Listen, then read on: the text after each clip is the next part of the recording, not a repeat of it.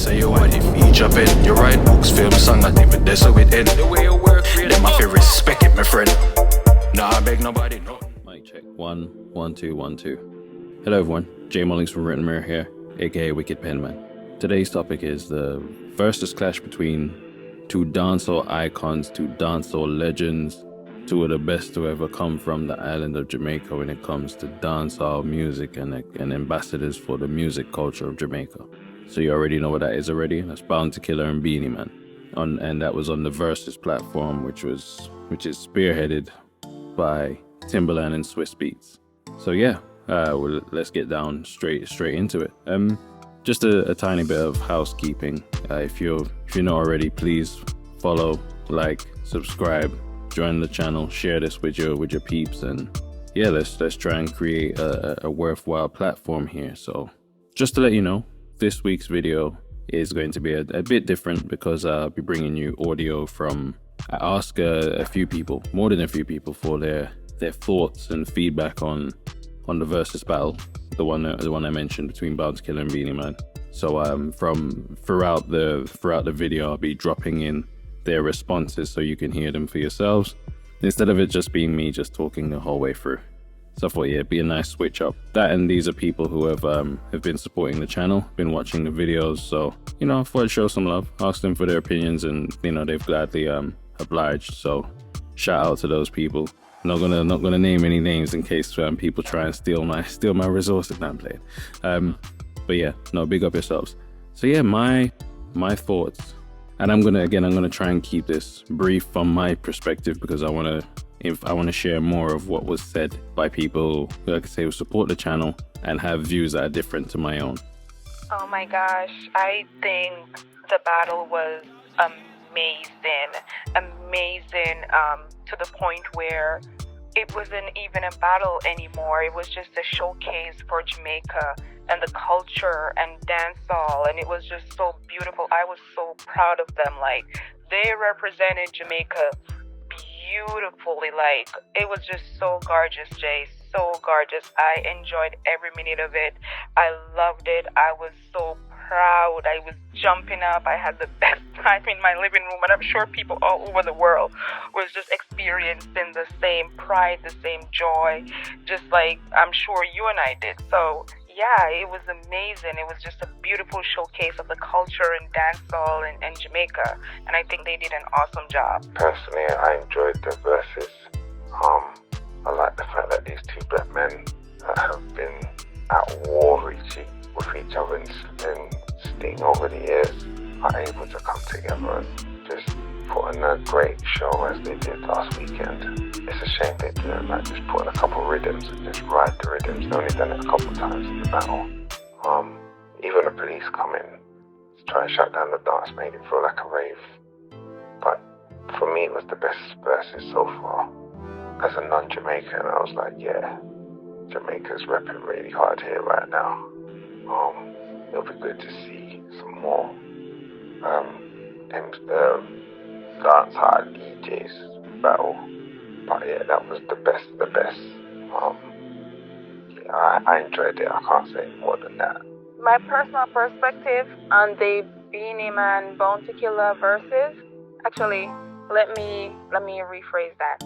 My perspective on the Beenie Man Bounty Killer clash on the Verzuz platform. Looking back, I took away a lot of things. I took away that the culture, like everyone is saying this, and so it may sound a little cliche, but the culture won, which is the reality of it. The culture won. It has shown me how far dancehall music has grown. Growing up in Jamaica, dancehall music was like reggae music style.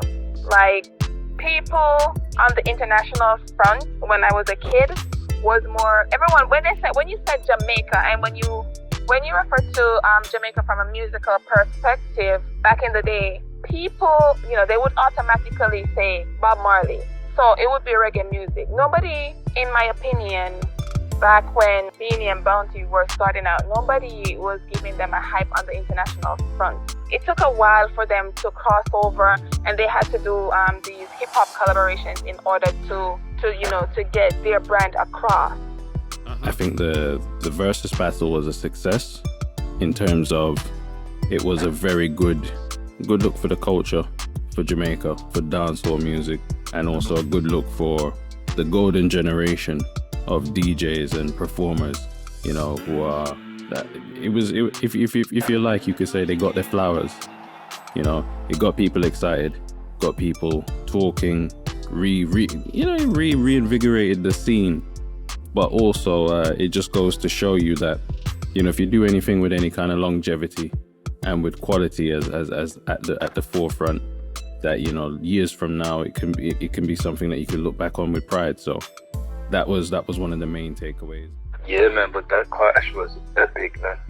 That was epic. That brought back real feelings and nostalgia, because growing up in the 90s and after Buju broke through, it was Beenie and Bounty that was the king of dancehalls for a while. And they spoke about how that competitive rivalry, when like they dropped these hits, it motivated the other one to come back with something harder. The crazy thing is just like, even like here in Jamaica, man, those things don't, like clashes and dances and sessions on that level don't happen regular in the country anymore. Yo, the culture's dying.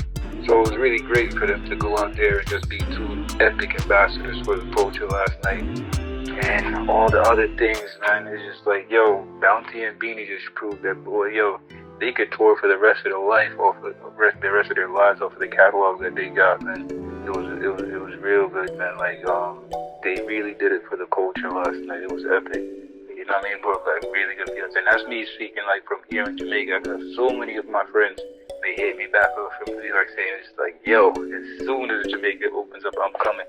The Verzuz, what I thought made it very unique, I think it was authentic. I thought it was fantastic. You know, the introduction of having the DJs, which if it was a stage show, it would have been a live band. The two men sharing the stage, and at some parts of it, they were both cutting each other out and stuff. I mean, that's what they would do anyway. I think it was fantastic in the fact that, obviously, if you're going hits for hits, it would be Beenie Man all day long. But Bounty Killer is the warlord, and he lived up to his name. And he brought the clash vibes into it. That was, you know, little bits of freestyle, the personality coming through. With some of the verses, they were trying to pay homage to each other, and they were just kissing each other's ass and all of that stuff. Like, the brotherhood was there, which is fine, but at the end of the day, you're there to win a battle, basically, and that's what you're supposed to do. So I think Americans could take a leaf out of our book in the fact that there's nothing wrong with, you know, having a healthy competition and, you know, going at it. You know, at the end of it, there was still camaraderie, there was still brotherhood, and everybody's talking about it because they gave them a show. They didn't hold back at all. They brought out all the tricks in the book. You know, it was no nicey, nothing. People are going to talk about it. It's a point in history where you could stick a pin and say, where were you when Beenie Man and Bounty Killer had their Verzuz battle on Instagram? The way how each man came onto the front and introduced what they were going to do, or how they bounced off each other. They didn't really stop too much. Like I said, clashing is in our DNA. Number two, it's, you know, it was no... People have this view of dancehall, a view of Jamaica, a view of Jamaicans as, like, we always need something else to be able to, you know, to be the best of ourselves or to reach where we're supposed to reach. And I think, if you look at, like, okay, so let's look at the following numbers. Verzuz pretty much gained 3 times the amount of followers overnight following that battle.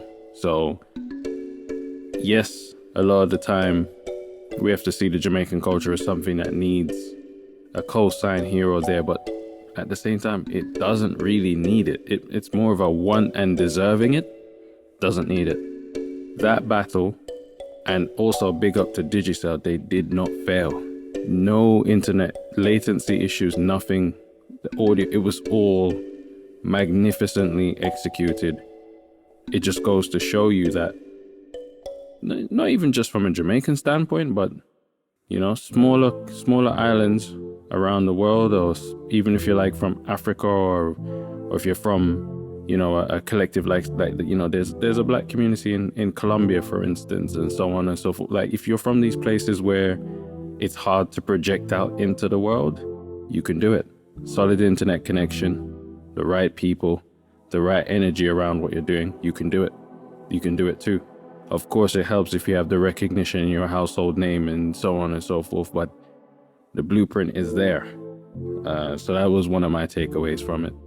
I was in the comments hyping up the thing because proud of my country. Then when I was reading through the comments and people were like, they were not just tuning into like international collaborations, but they were hyping up for like, especially when song Bounty Killer played, dangerously. It was dangerously. And I see people like American people in the comments saying, that's my jam. And I'm like, damn, like, yo, that's two Jamaicans on that song. And they're not hyping up to Fugees and Bounty collab. They're hyping up to this. Mind you, like, people did hype up to the Fugees and Bounty Killer, but I was just excited that people could hype up to just a regular Bounty tune without no international attachment to it. This is just like a pure Jamaican vibes, and this is something that I grew up to. This is something that I was listening to as a kid, and to see people on the international front hyping up to it, people recognizing not just the crossover hits, but just like the regular songs, the regular hits, and people commenting, even the whole setup. Like, people were intrigued by the setup. Like, we brought it, like Jamaica brought it, like the presentation, everything was a point. And the way that the artists, that they carried themselves, it was just, people were commenting on it like, this is the best verses ever, and it was the best verses ever. Yeah, so the culture, key takeaway, the culture one. The next thing, dancehall grew. It has developed, it has blossomed, and it has like, it's no longer reggae stepchild. It's on its own, like it's its own brand. And for that, I am happy. Yo, you came across my vibe a couple of times, man. Your comments was coming across my vibe. Like, you know what I mean? You must have broke Instagram's algorithm, because I see your comments coming through regular, and then nothing but the celebrity comments. Whatever algorithm they got on it, man. Mostly only the celebrity comments come through, man. But your comments is coming through regular also. The actual versus battle itself, the clash, if you like, that's what we Jamaicans call that. That's a clash. I thought Bounty Killer was the standout performer to me. His energy, the energy he brought, the selections, the fact that he was hanging with Beenie Man in the tune for tune section of the battle. We already know Beenie Man, the girls, them sugar, that title precedes him as being someone who has a vast catalogue of hits that are aimed at getting women especially onto the dance floor. And if you like women, and women like Beenie Man, and the Beenie Man song comes on, you already know that means you're getting on the dance floor too, right? Because, so to see Bounty Killer being able to kind of pace himself and stay with him, that basically was like, okay, like, that's interesting. And then collab for collab, Bounty Killer didn't do too badly himself as well. He didn't even play to me, what must be his biggest commercial success to date must be the song With No Doubt. He didn't play that. So that just goes to show you there's something on the table there. I think he's thinking more of the audience, and also he was responding to the music that Beenie Man was playing on the night. So, and come on, man, when you see Killer dancing with with Beenie Man's daughter for world, that itself was like a memeable moment. So to me, yeah, Bounty Killer was a stand-up performer. And then, so yeah, let's take it back a second. I moved to Jamaica in 1994. When I moved to Jamaica, that was right in the middle, slap bang in the middle of the war between Bounty Killer and Beenie Man. It was really a war. I'm not gonna say it's not even no media portrayal. There was genuine, you know what I mean? It was a competition. It was a rivalry. It was the real deal. So as a youngster, again, the kind of tunes that Beenie Man was known for is the kind of music that gets you moving, and whereas Bounty Killer was more kind of serious and, like militaristic, and so naturally you would gravitate towards the Beenie Man angle if you're of that kind of, You know what I mean? That kind of jovial, playful sensibility, which I was at the time. But then as you start to get older and you start to really listen for lyrical content and how people are, you know, hitting their flows and sitting in the pocket and just the uniqueness of voice and so on and so forth. You know, there were a few people that stood out to me. Again, when I first moved to Jamaica, Shabba Ranks was one of the first artists that, you know, I knew a Shabba song word for word before I used to get teased mercilessly for having a British accent at school. But when I came through and I was like, you know, and I was singing Ting-a-ling, you know, that kind of eased up and they started seeing me differently. So Shabba Ranks' voice was one of the most unique voices there was. And whenever you heard it, you knew who that was. Buju Banton, Terror Fabulous, and Mega Banton. I say like a Frisco kid was very recognizable in those days as well. And then obviously you got like Beenie Man, Papa San, who else? Ninja Man. Yeah, I probably shouldn't have been listening to Ninja Man, but I heard the tapes, man. You know, these are the kind of things that would play at the shops at night. They had their cassettes and it was like Kilimanjaro tapes, Stone Love tapes, all of this stuff. I get to hear some of this stuff for the stage show tapes, and Professor Nuts was hilarious. But yeah, Bound to Killer had one of the most unique and, you know, and then people dead and all of this and we don't have mercy. You know what I mean? I was just like, hey yo, Gallop, like all of that, the energy that he brought to, and then obviously you would hear killer dub plates at almost every dance you hear a special or a dub from Bound to Killer. Beenie Man, you heard Beenie Man on the radio more often. So Beenie Man you go to school with Beenie Man and come home and it's still Beenie Man on the radio, that kind of thing. So, and then his videos were always interesting. And then yeah, he had the world dance. My gosh, you know, that was quite something. Like I said, that was the time I went there. This was what it was, world dance, and Beenie Man, and you know, Shacking Vibes, and he had Snagger Puss and all of these, and you know, it was like they had a whole unit and a whole collective. For the longest while, it was Bound to Killer mentioning Scare Them, but he never got Scare Them crew until much later on. So, but yeah, it was like it went full circle. The nostalgia angle was there. Also, the fact that, you know, they're now elder states. They're not young pops in the game no more. So yeah, there was that. And then again, just knowing that this has been generations. This has been going on, what, 20 years, 20 odd years, must be 20, but yeah, whatever it is, it's been a minute. Bottom line is just nice to say two people move on from wanting to be number one in something and just look on the bottom line is good music for Jamaica and what them give to Jamaica within music, and them understand what them do. So I'm just showing, I guess that's what I'm just showing younger artists as well, you know, follow them lead. They might start a bit rough around the edge or angry, you know, cross and miserable and all these things, and what in a day, life come over everything. And the culture of music where everybody's set, they know that they are responsible to brush up certain things and clean up certain things and make an example and them do it. So I think the whole message of what I said to the whole thing is for the younger artists them say this and take a page of them book. That's what I look at. Always, when it comes to those two in particular, you can watch their clashes over and over again and still say, you know what, I'm not bored. I would watch it again tomorrow and watch them do it again and again and again and again. You know, little bit of extra bits that they brought in, dancers and all these things. I think it was very, very good.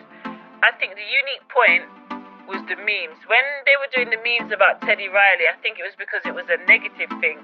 The stuff that they've done with regards to Beenie and Bounty, they're all positive.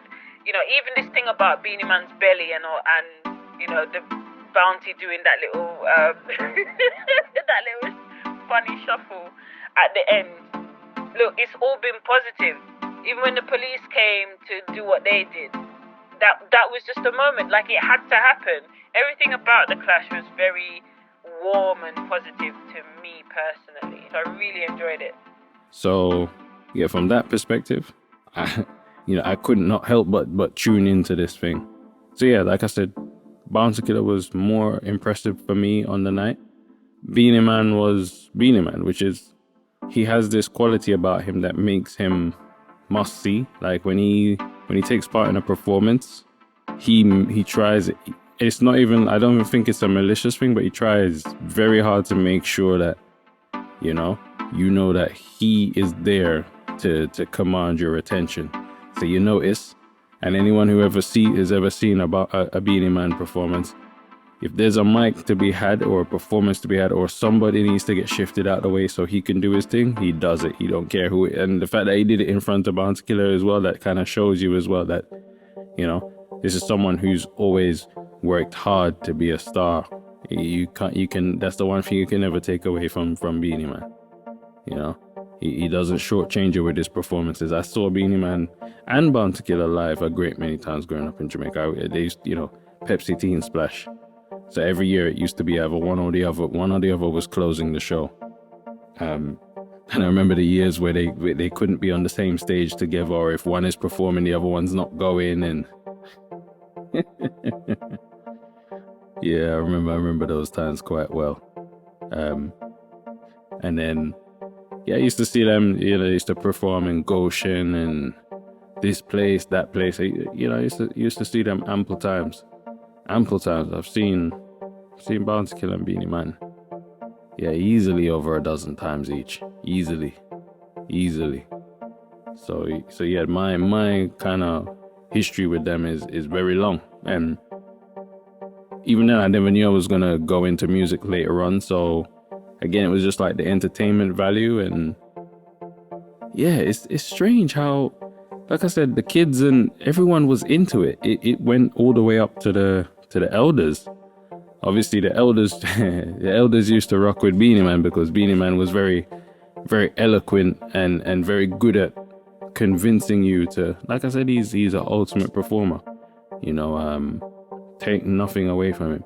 He will give you a great interview, make lots of eye contact, shake hands, kiss babies, all of that stuff. He'll make sure that you feel like you're a part of something.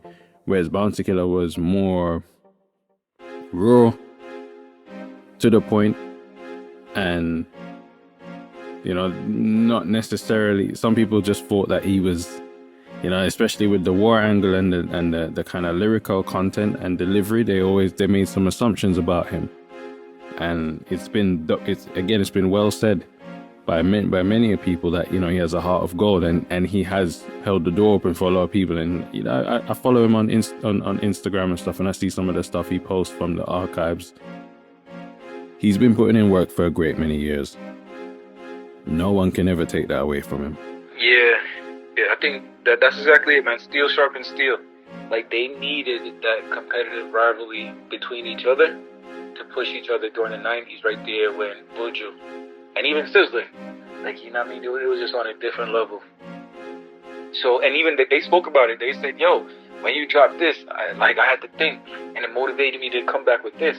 And when you made this, I said, all right, damn, I gotta go back to the drawing board. And even noticed, at certain aspects and certain points of the clash, they were singing each other's song, man. So they're very well aware with each other's work. And it's always been a business move, or maybe it started off as a real rivalry, but they even early on, if you're an industry person and they grew a lot of respect from each other from early, because the talk on the streets in Jamaica was always that, yeah, Beenie and Bounty are always clashing, but they're friends at the end of the day. Even since my time here as an adult, they support each other at their birthday events and all of those things. Jamaica, man, our culture, we have those birthday dances and all of those things. So but the competitive rivalry was there, but also the mutual respect has been there. That's the other thing about Jamaican artists is everybody's carrying some little petty beef with everybody over some bullshit, and we don't support each other as artists down here, man.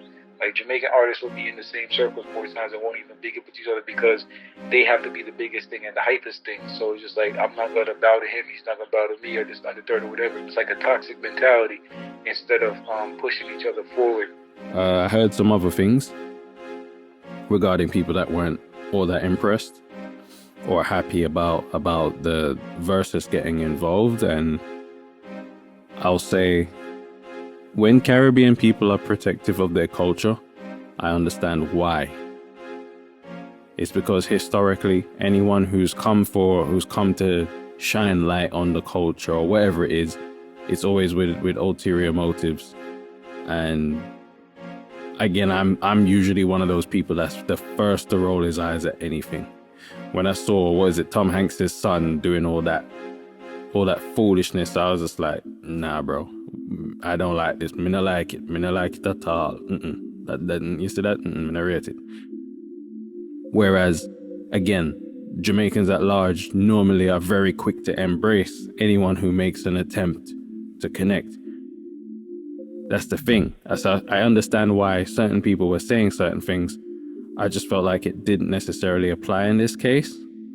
But then, the skepticism, I understand. But again, you can see from the numbers, it's not like Verzuz had nothing to gain. They know.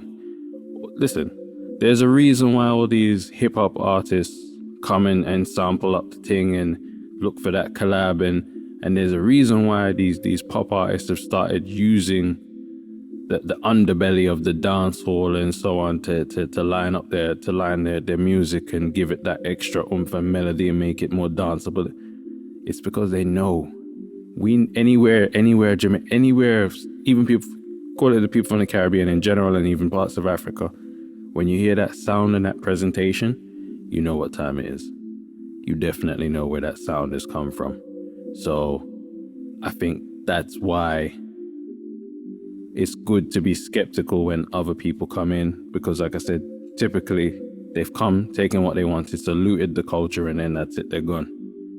You know, when they want to put on their silly accents and chat their foolishness, it's just to get a quick forward out of us, get a couple followers, get a couple people interested in what they're doing, get us talking, and then that's it, they check out, they're out. You know, the only exceptions to that would be people like DJ Khaled, who, he used to put in his work. He used to come to Jamaica, regularly play his music, and he was always an advocate for the culture.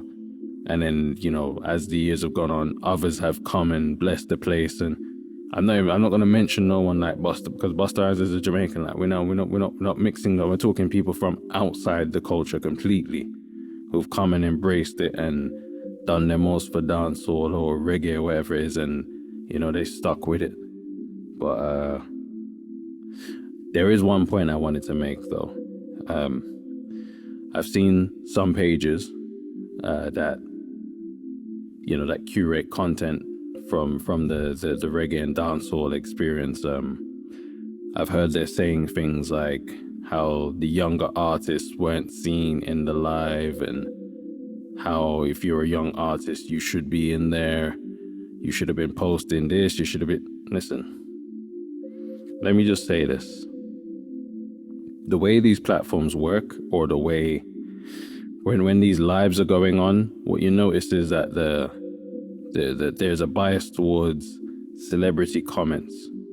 You're telling me out of 500,000 people, or as close to it as it got, you're trying to tell me that there wasn't at least, you know, a very, very large portion of young artists who are trying to break through in the dancehall and so on. They weren't in there, or they had access to someone who was watching it, or, you know what I mean? Like,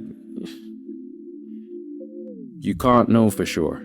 So that's just an accusation that's unfounded on the basis that, like I said, I was watching the live and I was commenting every second of the way.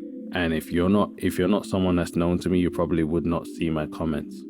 So the only proof that I was there would be from people in my network who happened to, and again, it's 50-50 if they see my, because you already know Instagram doesn't show 100% of your content to people or your interactions. So it depends on if they've interacted with you before, or, you know. So I was going to say, I think that's inaccurate.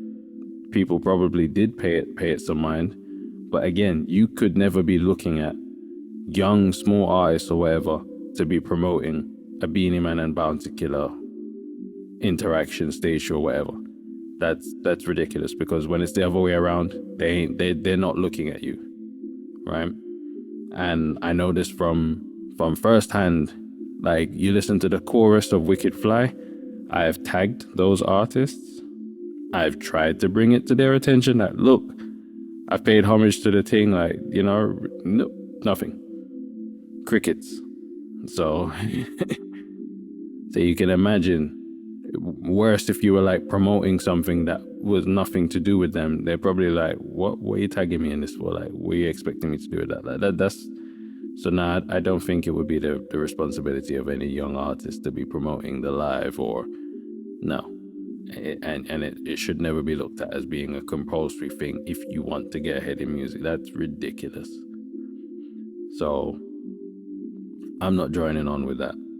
And also what I want to add is that there's a lot of talk about, again, the 90s sound, that generation. I think what's important to note here is that in the 90s, Beenie and Bounty Killer and so on and so forth came on the back of the 80s. The 80s for dancehall, it's not like it was, there was nothing going on. And then the 90s and we spanned this new genre. But they had to make sure that they were trying to forge their own path. So they did their own thing and they were in their moment. They weren't going, oh, we really need to try and sound like the 80s. And no, this constant begging for nostalgia in the music when it comes to dancehall. I've said this in previous videos and stuff, but it's dangerous. We gotta be careful with that. Because you're taking away from art. Artistry is what is, how you present something in your own unique way. Not even anyone, but it would be all too easy to just start tracing, the movements of let's take the rhythm that Killer sounded good on this one and let me just lay my voice over it, and, or let me come in with the same kind of greeting. Or let me add a bit like Beenie Man Zaga. What? No. Take that inspiration, sure. Follow that blueprint, sure. Do it your way. Your rhythm. Again, if you're not voicing on a collective rhythm, you have a sound in your mind that you think your voice lends itself best to. That's exactly where you should go and have no fear, right? And that's what they did, and look where they are now. So, no, I just don't want to really be hearing this no more, where it's like, oh yeah, you gotta sound like the 90s or nothing else. So, roll my eyes all day long at that. But anyway, let me make some way. Let me drop these, these beautiful responses I've received. Just a shout out to everyone that participated in this week's video. I'm gonna let the clips through. Or if I haven't already, that is. To sign this off, I will say, Jay Mullings from Written Mirror, aka Wicked Penman. Please like, comment, subscribe, share, hit the notification bell, and if you're interested in being contacted for responses for future videos, let me know, and I'll find a way so we can stay in touch. And then you can send me your offerings. They gotta be voice offerings though, so if you don't want to hear your voice, then this one ain't for you. But yeah, that's me, and I'm out.